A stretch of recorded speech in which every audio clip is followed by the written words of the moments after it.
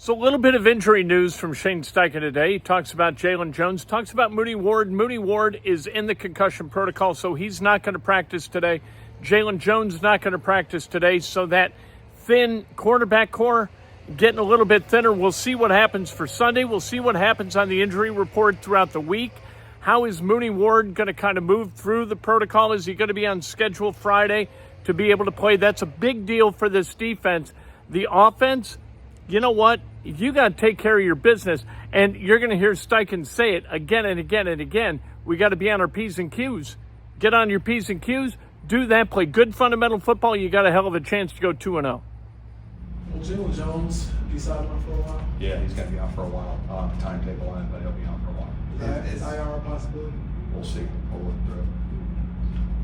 So how you feel about your corner depth right now? Good. I mean, we got guys in there that we feel confident in. Whoever's on that field, we got faith in, and they got to be ready to go.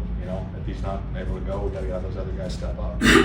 Coach, along those same lines, just what's the process of getting someone like Mekhi Blackman up to speed, who's only been here a couple of weeks? Yeah, no, I thought he did a great job coming in. He put in the time, put in the work. He was always in with the DB coaches, Jerome Henderson. He spent a lot of time with them. I walked past his office when he signed him. He was in there all day, every day, learning the system. So credit to him, credit to Jerome and Chris getting him up to speed as fast as possible. What makes Denver's defense so good? That's a great question. I think they do a lot of good things. I think it starts up front. I think 15's a hell of a player. Obviously, just got paid a lot of money for a good reason. I think Allen's a good player. Number 2, Surtain. He's one of the best in the business. They're aggressive. They like to play in your face and match and rush and cover. So I think Vance Joseph does a heck of a job with the scheme. Had a chance to go against him for many years. So a lot of respect there for those guys and the way they play and how hard they play. What are your impressions of Bo Nixon's offense?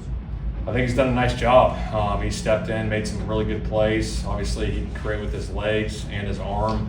He makes that great scramble plays with his legs, but he also throws a good ball too. So I think he does a good job. I think Sean Payton does a good job with him. With the offense, within the offense, of keeping him on schedule. Who's responsible for Lynn's preparation for you guys? Tony leads that with the rest of the offensive staff, but Tony does a phenomenal job with that stuff. I remember, you've heard me say the story, but when I hired him 2 years ago, we went through blitz protections for about 2.5 hours, and I showed looks from 2012, just random looks. Let's see if he can figure this one out, and he nailed every single one of them.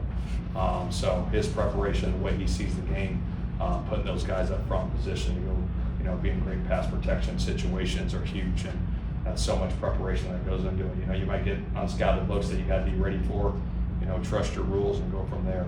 But he does a hell of a job with the rest of the staff and the offensive line. And then in the pre-snap, when they're lining up to a blitz, is that Tanner and Daniel together, basically? Yeah, everyone's got to be on the same page there. Everyone up front, you know what I mean? It's all 5 of those guys up front. It's the quarterback, it's the tailback, it's the communication piece of it, which is huge. So we got to be on our P's and Q's every single week. What questions, if at all, did you have about the offensive line coming in? I mean, you were saying last week you thought that's where the game would be won or lost to some degree.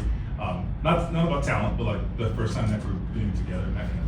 Well, I think just first and foremost, I think the preparation that those guys, I think Matt transitioning inside and Tanner being the full-time guy now, just getting those reps back in spring and going into training camp, felt good about the communication.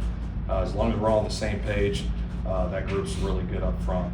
Starts with Quentin, he's our leader up there. He brings that energy, he brings that juice, he brings that physicality all day, every day. So very pleased, week 1, but again, we got to go do it each and every week. A lot of teams can say that they have a versatile offense with a lot of playmakers, but how important is it to have unselfish playmakers within that, like the Colts? I think that's huge. That's a team first mentality. That's this business. Especially with the skill positions.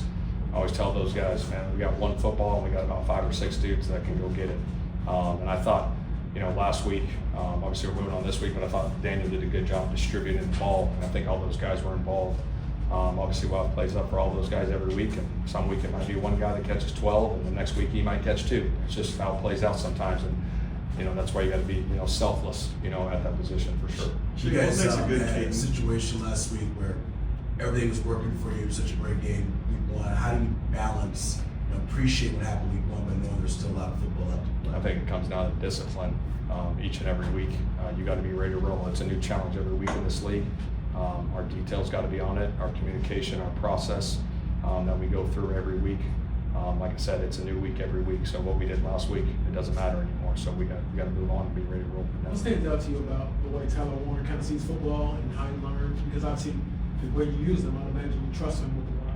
Yeah, I think the biggest thing, some of these guys, some of the things you can't coach with some of these guys is feel. And I think he's got a great feel for the game. He understands football.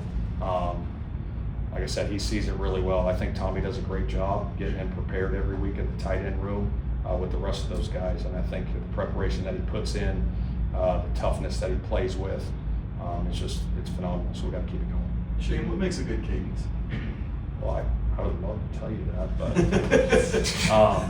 Just in general, not you're not saying yeah. I cadence, mean, but yeah. I think you got to be good in all cadences. Yeah, you got a whole bunch of. I can't wait to read this story. I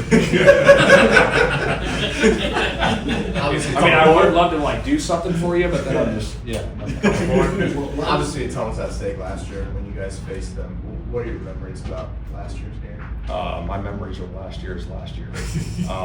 It's a new year, new football team. We're a new football team. They're a new football team, and we got to be ready to go. Do you want guys to use that as motivation? Or? I'm sure some of those guys are, but I'm not harping on last year. This year's a new year. To that point, is there any lessons or anything you learned from then? I mean, you're obviously not going to detail anything good before, but anything you took away from that, we're we gotta do this different. Got to finish the game.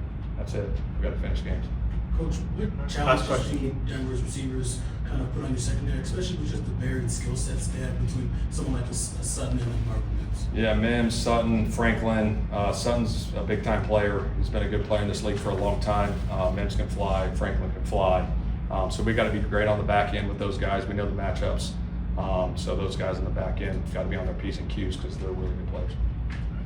There's Shane Steichen. Did I tell you that he was going to talk to you about P's and Q's and being on the P's and Q's? Said that multiple times.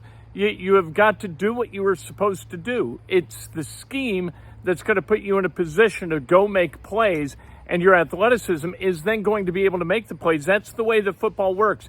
You've got to be where you're supposed to be, when you're supposed to be there, and if you do that, and all 11 do that, you got a hell of a chance to win plays, and if you win enough plays, you're going to win games.